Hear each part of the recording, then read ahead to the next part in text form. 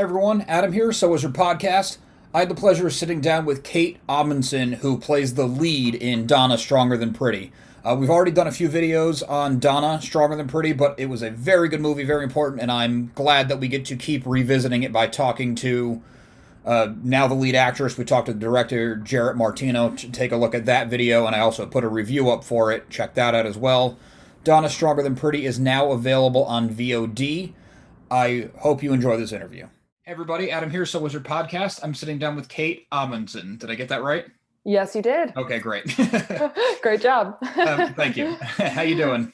I'm doing great. How are you? I'm doing good. Thanks for taking the time to come on. This should be fun. Well, thank you so much for having me. Definitely.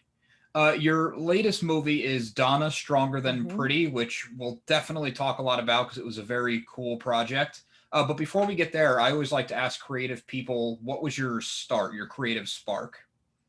Oh gosh, as a kid, I was doing all things artistic, dance, singing, acting, all that. So I think it's always been in my bones. I think it's in most kids' bones, honestly. But I came to LA and I started modeling initially, and then my agents were encouraging me to go out for commercials, and my commercial agent was like, "Why don't you go take a class?"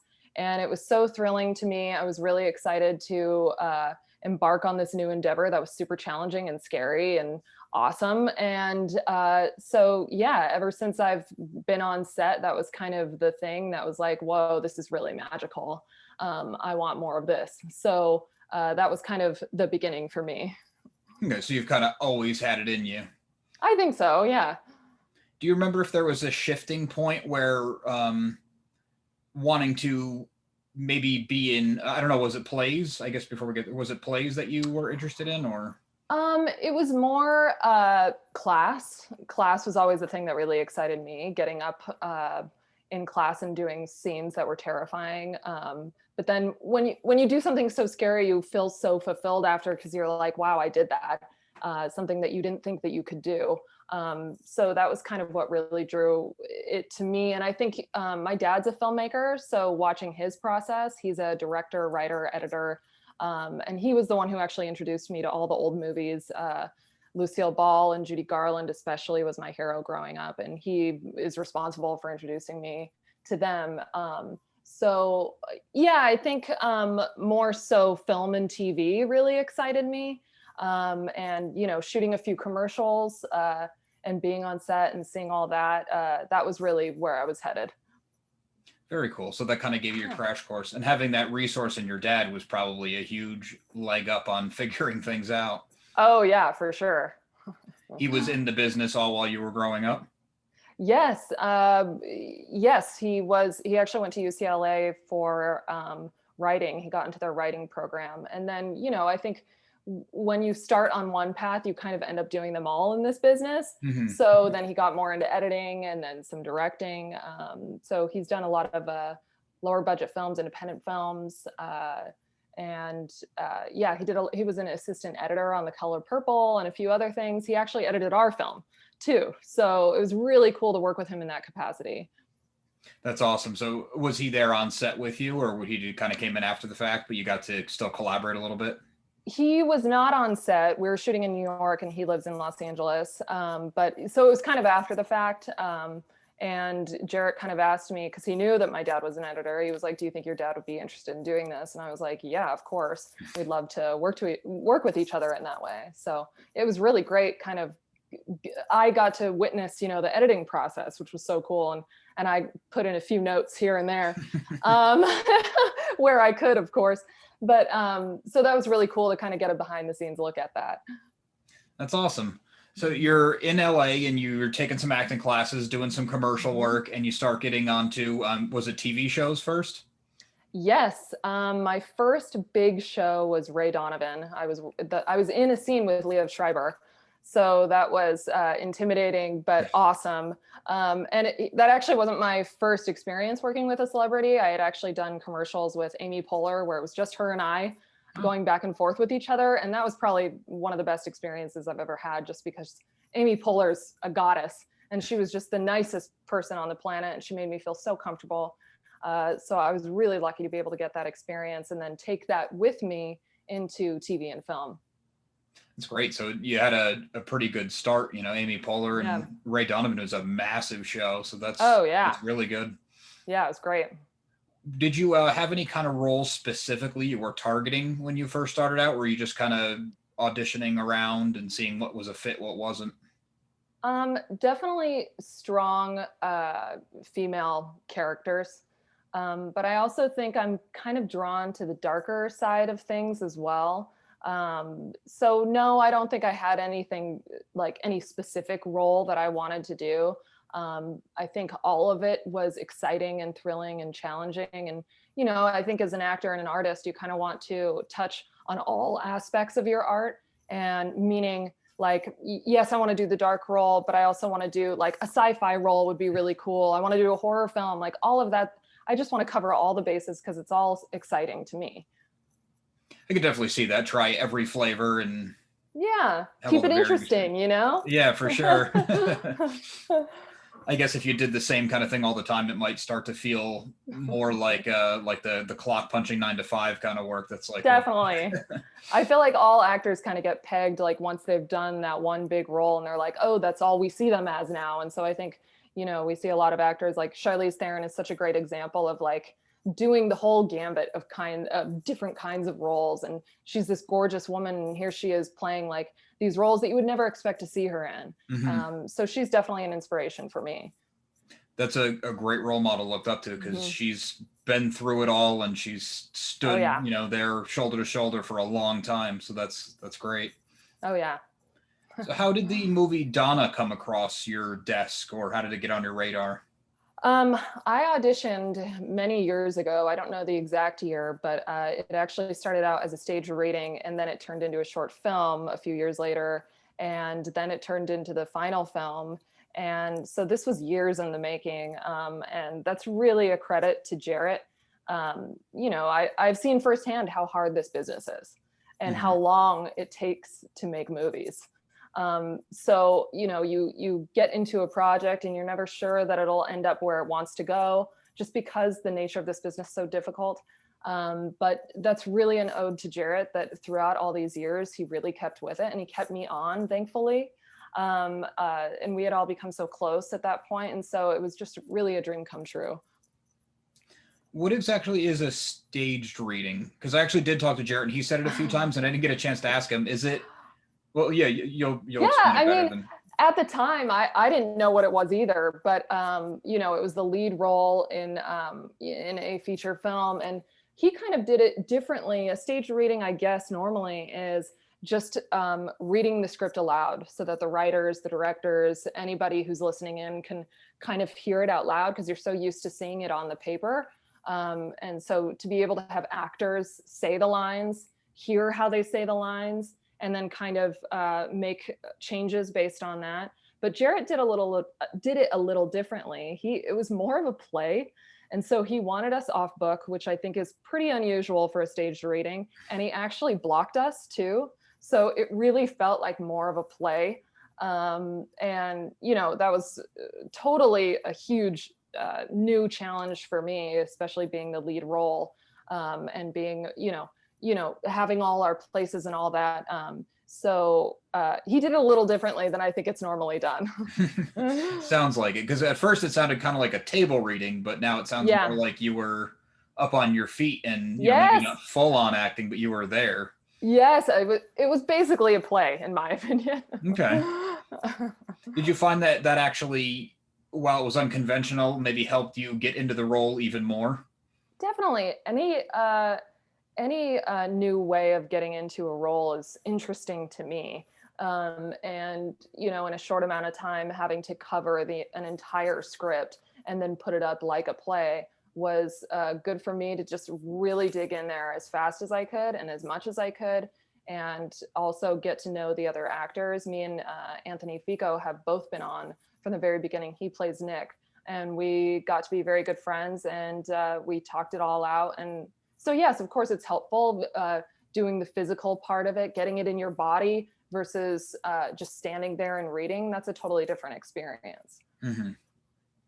So the play version became a short film, and you were also involved in that? Yes. Thankfully, he kept me on again. And, because all the while he could have gone with like a star name, especially for the feature. He probably easily could have done that. And so I'm just so grateful that I was able to be on it the whole time. Did you find, because you were playing not just a role, but a role based on a real person, and then to take it even a step further, a role based on a real person that was the writer director's mother. Right.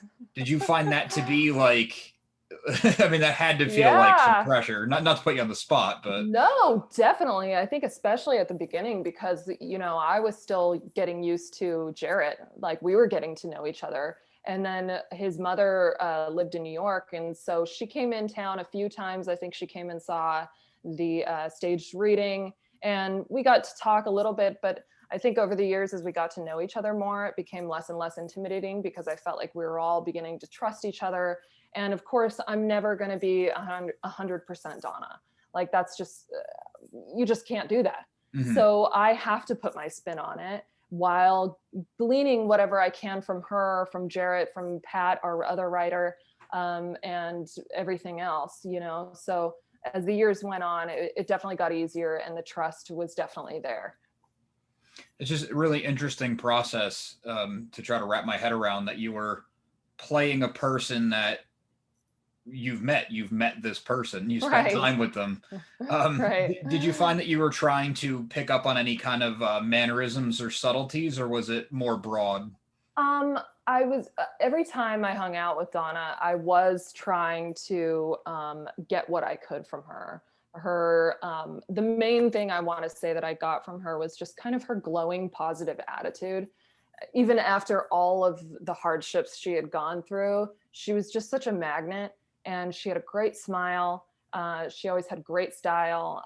So those were sort of the things that I took in. And I think just being around a person really helps in feeling their essence. And so, I took what I could from it. And I think the main thing was definitely how glowing and vibrant and positive she was. That's great that you get to kind of absorb the essence more than maybe like a mannerism or something that was more physically outward. Definitely.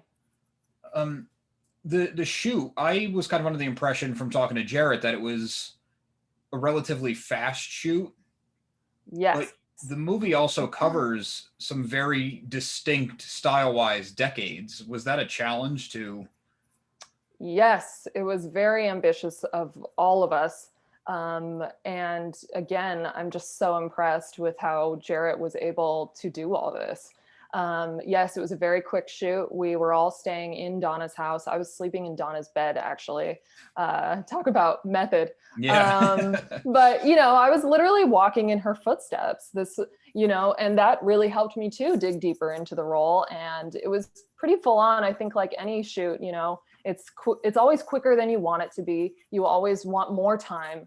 You always have limited time in all of these locations. And so sometimes you have to push for more time and the clock's always ticking. And so you're just trying to get in as much as possible, as much as you can, and do your best takes. And, there's only so much you can control on set. And we did our best. And, I'm really proud with what we did with all the constraints around it. For sure. It never looks like, especially in the older eras, as you get further away from modern times, because you have to change cars and signs and all that kind of small stuff.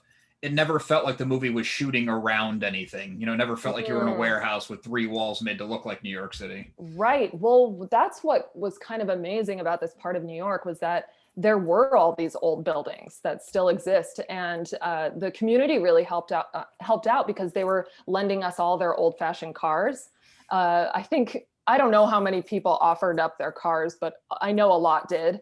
And so it actually wasn't that difficult getting cars in the shots. And even those locations are dream locations. Like in Los Angeles, you can't do that. No. The permits alone are difficult to get, and then the expense of the locations. But that's an ode to Jarrett again of like, this was his community. These are his neighbors.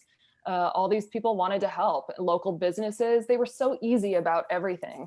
And so that made our job a lot easier. That's great, especially hearing it about New York City, which is Hmm. some people have this vision of New York City that it's this very like cold, get out of my way, time is money kind Right. of place where it's Well, nonstop. I will say there was only one day in New York City. Most of this was out in Long Island, Okay, yeah. Cold Spring Harbor, I want to say. I'm forgetting the names now, but I want to say it was Cold Spring Harbor, but it was all around there. And, this was a place of New York that I had never been to. And it was absolutely gorgeous. It was so green and there were trees everywhere and these big, beautiful old houses. And old stores and churches. And everyone was so helpful. That's really, the community really helped us out a lot. So you kind of got the small town feel, but you're Yes. technically in the city limits of one of the biggest cities in the world. Right, right. It's awesome. Have you done any work in New York City prior to this? I not any acting. I had done some modeling stuff out there, but not any acting. So that's why I was really grateful to be able to go out there and really, because New York is a character in and of itself in this Hmm. movie. And so to be able to be out there and meet the local people, live in her house for a month, really get to know the neighborhood was so helpful in me approaching how I play Donna and how I live her life. The fact that it was her house had to be kind of surreal, especially when you see the final Yes, product. It wasn't a yes, recreation. definitely. It was wild. And I was even, one of her purses I was using from the 70s. It's like this crochet bag that I was obsessed with. It's so beautiful. I used that as Donna's younger self in the 70s, carrying that around. So like little things like that were so special. That's awesome. And you said that the actor who played Nick was also in it with you from the start. Oh yeah, from the very beginning. I think Jarrett knew him through a mutual teacher that they had or something. But yeah, he was in it from the very beginning as well. How was it playing those scenes with somebody that you've known for so long and you got so comfortable with, where you had to be so hot and cold with them? It was actually, I want to say easy, just because we had gotten really close. We met up numerous times to go over all the scenes with each other, build that trust. And that was really important for us. I know, especially for Anthony, just because he had to play this darker side in his role. And so he's like, it's really important to me that we trust each other, especially in these more difficult scenes. So, easy is maybe not the right word, but it definitely helps when you've had those years to establish that trust. And I think typically in film and TV nowadays, you don't get that rehearsal time like you used to. Mm. Again, this is a time constraint that people don't have the time or the money for. So luckily, I think we did get more of a rehearsal process, even just talking about it. And so luckily, I think that helped both of us in the end. That's really good. I was unsure which way that was going to go, because it might have been you were so comfortable and so friendly with the person that when it had to be the more contentious scenes, maybe it was hard to get to that place. I don't, I can't recall it being more difficult. I think if it was a stranger that I was in a scene with, maybe I would almost be more, it would be even more difficult to do those scenes with, just because, you don't want to push them too far or insult them or whatever. There's always that thing when you're getting used to each other that, like, I don't know, you just have to build that trust. And so I think for us, it was actually easier because when we were going into those dark places, we were like, okay, we're going to go to a dark place right now, and everyone's going to be okay doing so. So I think that was actually helpful for us. Oh, it's really interesting. Yeah. I also thought you did a really good job with the subtleties in the performance when things start to kind of teeter and then a little bit worse and a little bit worse. You never overplayed it where it looked like I don't mean to be disparaging, but it didn't look like a Lifetime movie. Like it wasn't this over the top, dramatic, but you could tell that the emotions were there. So I thought you did a Right. really good job on that. Oh, thank you so much. I think that's also the writing too, because I don't think Jarrett was aiming to hit this on the head of like those traditional, films, old ways of seeing domestic violence, and that all it is the violence. We didn't want to exploit the violence. I think that was an important thing for us. So I think that, thank you so much for the performance aspect of it, but I think also that's an ode to the writing. That makes a lot of sense. And I do like that it wasn't the violence wasn't the focus. Yeah. It was the emotional journey that was the focus. Yeah, because I think that's an easy gag sometimes for films, to use violence as like an entertaining part of it. And I just don't think that we needed it. And I don't think Jarrett felt that way. I don't think Pat felt that way. So, we wanted it to be more nuanced. And like, even though you're not necessarily seeing all the violence all the time, you can feel it. And that's what was more important, was like this hovering feeling that Donna, there's someone behind Donna at all times. And Mhm. this is how she felt, always wondering, when is he going to knock at the door? There was even a scene that we were shooting when we had Donna come on set at one point, and we didn't have her come on a lot just because this was very sensitive for her. But there was one day, and Nick does the knock, that knock, and that's the knock he used to do. And when she was on set, it freaked her out. Like, these things don't go away. Yeah. They stay with you forever. So and that was the important part of what we were trying to convey, versus seeing her being slapped around constantly, because I think the audience is smart enough to know that this is happening, that we know something's up. For sure. And I think that also kind of lends it to, like, in a horror movie where the less you see, the scarier it is, really. Yes, totally. That's such a great point. Yes, exactly. Because you do get that looming. I liked what you said about the person constantly Yes. breathing over your shoulder, breathing down your neck, and you don't know if you turn around if they're going to be there or not. Yes, yes, totally. I should have looked at your IMDb page closer. My other monitor here died. But All good. was this your first feature as the lead? It is. It is. I've been in a lot of films, never the lead, and never such a large lead like this. So for me, it feels like kind of a rite of passage. And I'm just so grateful that I've been able to have this experience. Did you find that it was a lot different than when you were not the lead, or maybe not the lead to this degree? Because you're in. Yes. Sorry to interrupt you. Oh, What I were was you just gonna going to say? say, because you're in 95% of the shots in this movie. Right. Well, I think sometimes almost being a smaller role is actually maybe more difficult, because you have limited time, to get to know the cast, to get to know the crew. And so it's maybe a little more intimidating. And then you have a short amount of time to kind of prove yourself on set. And so it's almost maybe more challenging doing the smaller roles. Having a larger role, you have a more, length of time to kind of show the arc of this character. And maybe in a smaller role, you don't often get that opportunity to show the full arc of this person's life that you're living. That makes a lot of sense. I didn't think about it from that angle. But Mm-hmm. they have the smaller role. I mean, you might walk into an established cast that's been working together for Yes. sometimes years, and they're like, "Okay, play Right. ball." Right. I think I was watching this like Friends interview once, where they were always like, the big guest star that would come on would always be like a little intimidated, because all the people on Friends are like best friends at this point, and then you're kind of the newbie showing up, and then you have to just fit right in, and that can be a difficult thing to do sometimes. That's a really good perspective. Yeah, I never would have thought of that, because I mean, I'm not in your world, so I never would have thought about it Yeah. from that angle. Well, I think even too, with the cast and crew, like being friends with the crew, like, and knowing everyone so intimately, the costume designer, like we were all friends working on this. So I don't want to say easy again, but it was like, I felt comfortable. I felt safe. I felt like I could trust everyone I was working with. I felt like they could trust me, and I felt like my opinion mattered. And I felt like it was just such a good collaboration with everyone. So, for me, it felt really good. I think I had a great experience. Yeah, it sounds like it, and that has to be one of the more rare experiences in such a fast-paced industry. I think so, yeah.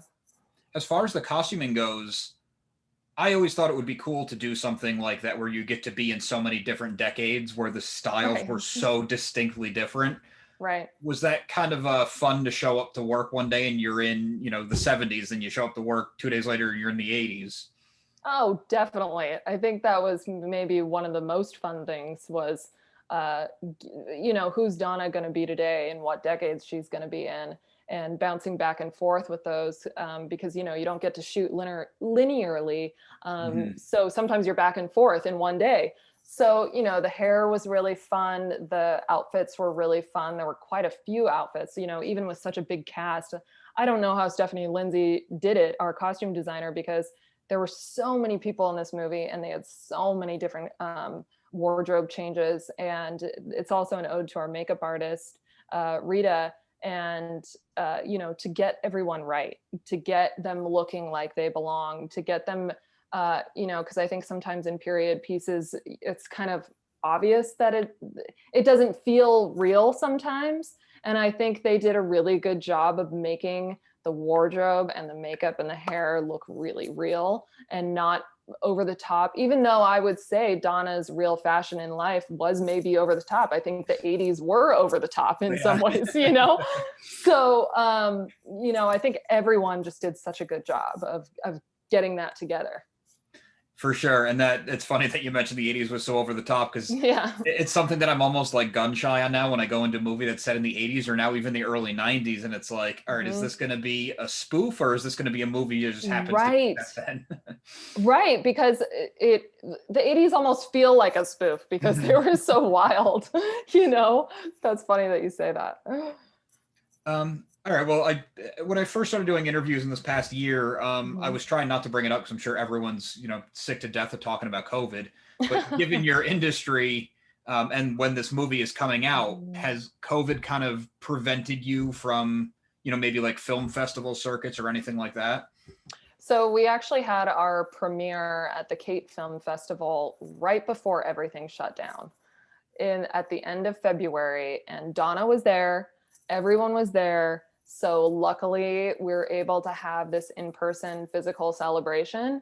After that, all of the festivals that we were in that we got awards in, unfortunately, we weren't able to attend in person. But I think, you know, even though COVID sucks and, you know, it's been a really brutal year for everyone, I think this has made people want to even more see films, see art, and being able to have access to it, to see that as an opportunity for our film and for anyone's film, of like, now more than ever, people are looking to art to, you know, help them get through this time. For sure. And because Donna's released on VOD and everyone's home looking for content, I think it might be a good way to get eyes on. Definitely. I think so. Yeah. It's kind of the silver lining, I guess you could say. Yeah. I mean, that you can't look at it any other way or else it would be too depressing, right? Oh, I know, especially now that we're coming up on the 1 year mark. Oh my God, I'm not ready for it. As far as the whole COVID of it all, and you as an actress, have you been doing a lot of like self-tape interviews and things like that?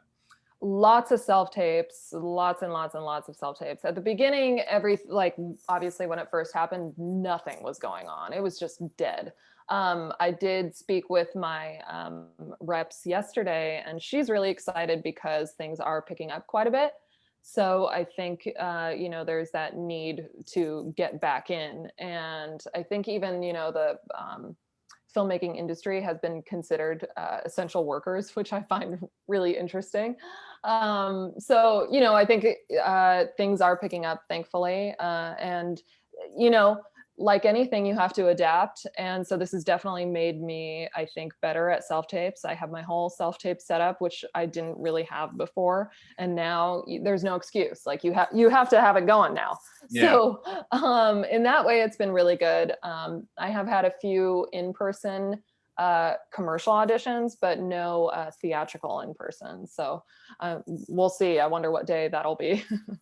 Do you have a personal preference one way or the other? Like, would you rather be in the cast? Like, you know, say COVID goes away tomorrow. Would you rather go in or would you rather keep self-taping? It's hard. I think it really depends on what I'm auditioning for. I find with commercials, maybe going in is easier because they know exactly what they want. And so, you know, sometimes when you're at home, you're left to guess what they're wanting for commercials, at least. I think sometimes with theatrical stuff, I think it may be better to self-tape at home because then you can work on it as much as you want. film it as much as you want, which can maybe even be a bad thing sometimes, because then you're just like torturing yourself just trying to get it right. But I think it really, it really depends on what part it is. No, it's interesting. I'm just it's a new world to me, so I'm just trying to get people's perspectives. I find it very interesting. Yeah, it's new for me too. Well, yeah, I guess that's true. The last year's been new for everybody. Yeah, like even live callbacks can almost be more intimidating, just because I think you're worried about the technical aspect of it more. Like, you're not sure if your computer is going to die or whatever. I mean, hopefully you have all of that figured out, but you just don't know with technical stuff. Like, things could pop up, so you're almost like you have to have a double mind about it, because you want to be focusing on your callback, but then you're also focusing about the production part of it. Mm-hmm. Yeah, the sight and sounds of it all. Yeah. Well, I don't want to eat up your entire day, but Donna was really good. I really enjoyed it. Do you want to tell people where they can find it, where they can find you, things you want to promote? Yeah, for sure. Our website is donnathemovie.com, and you can rent our film on iTunes, Amazon, Apple TV, and we are working on streaming right now. So hopefully we'll get that out soon. But I think it's selling even at like Best Buy and stuff, the physical DVD. I know we've had a few sales on that, which is pretty cool that people are still buying the physical thing. For sure. So that's a lot of fun. And then you can find me. I'm on Instagram. Kate, just search my name. My actual title for my Instagram is kind of hard to write, but just search me. I'm there. And then I'm on Twitter as well. So yeah. And then for survivors, please go to ncadv.com. We've partnered with them. That's the National Coalition Against Domestic Violence. If you need help, or if you're trying to educate yourself on abuse and domestic violence, go there. Great. Thank you so much for taking the time. I really appreciate it. That was a lot of fun. Great. Thank you so much for having me. Thank you. Good luck with everything. Thank you. Take care. Bye. I want to thank Kate one more time for taking the time to come on the show. It was a really interesting conversation. Donna's a very good movie, and it's cool to talk to someone who got to play a real person, who also got to meet that real person and see what the process is like and how you do that. And just the whole trajectory of this movie, going from just kind of a stage reading to a fully fledged, well-developed movie. Very cool, very fascinating. Like I said, Donna, or Donna Stronger Than Pretty, which is the full title, now available on VOD. Please remember to subscribe to our channel. We have a ton more videos like this coming out, interviews, new movie coverage, been talking to comic creators, lots of stuff coming down you're not going to want to miss out. Also, be sure to listen to So Wizard Podcast every single week, wherever you get your podcasts. So Wizard Podcast can also be found on Patreon, where for as little as $1 a month, you get multiple monthly bonus shows. We love hearing feedback. Drop us a note in the comments. Leave us something on social media. All the accounts will be found after the show and in the show notes. And SoWizardPodcast.com is your resource for reviews, recommendations, movies, merchandise, or videos, merchandise, and more. And on a personal note, I released a comic book this past year. A friend and I have been working on it for a really long time. We're really proud of what we're doing. First issue came out in January. We got an issue coming out every single month. socialstudiescomic.com or Social Studies Comic on, the major social networks. I'd appreciate it if you checked it out. Thanks.